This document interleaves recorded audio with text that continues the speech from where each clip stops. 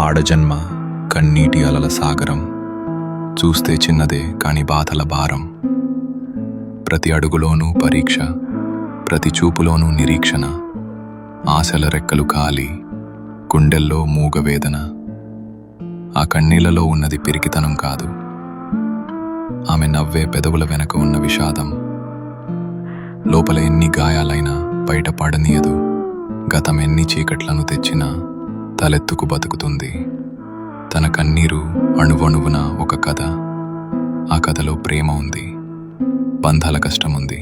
అయినా ఆ కన్నీరు ఆమెను బలహీనం చెయ్యలేదు. అది ఆమెలోని ఆత్మగౌరవాన్ని పోషించింది.